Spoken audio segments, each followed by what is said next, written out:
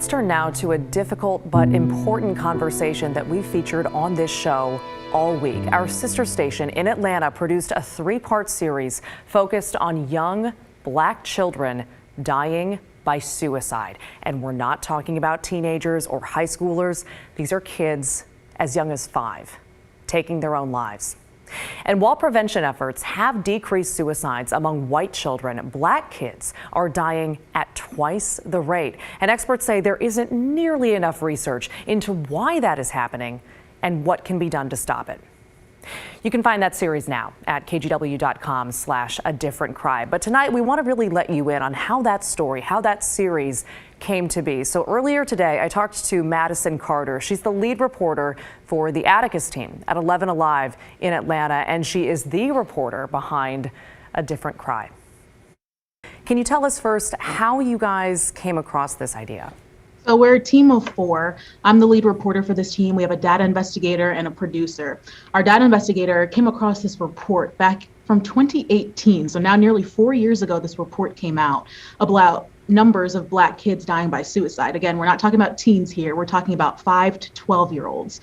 The Congressional Black Caucus released this report from an emergency task force. And then as we started looking into it, the numbers, trying to find more information, we couldn't.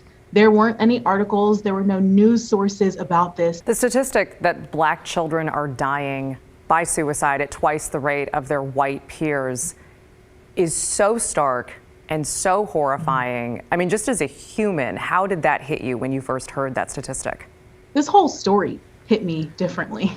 I can tell you, if I'm speaking honestly, there was not one part of this piece that I approached as a journalist first.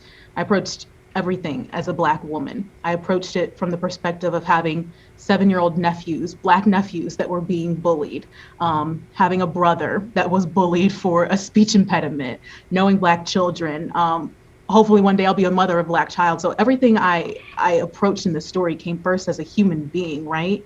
And seeing that our babies were dying at 2 times the rate and nothing was being done was traumatic. It was extremely traumatic for me as a journalist. And I think that just drove me to want to get my team to make sure we do this story the right way so that we can get people to pay attention. How did you find the families you spoke with, and how did you, I guess, pitch this to them, sharing their story on such a public platform? Yeah, it took me a couple days, a couple therapy sessions to even be able to pick up the phone and to say to these mothers, can you please trust me with the story of the worst day of your life?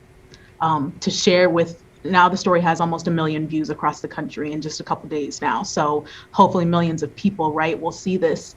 And I had to approach it as a human being first. I had to approach it as someone who says, you know, I know what it's like. I have parents that have lost a child. I know what it's like to grieve. I don't know what this particular pain is like, having a child that took their own life. But I know how I would treat my parents, how I would want a journalist to treat my parents if they asked for, you know, the story about a death in the family. And I also said, I'm not here to collect this is not Black trauma porn. I'm not here to collect your tears and to show it to the world and have them feel bad for you. I'm here to try to help other families, to try to save lives. And I know that if you're able to share your story with me, we can save lives together. Our thanks again to Madison Carter and the Atticus team at 11 Alive, our sister station in Atlanta. If you or someone you know is in crisis, the Suicide Prevention Hotline is available 24 hours a day. The number right there on your screen, 1-800-273-8255.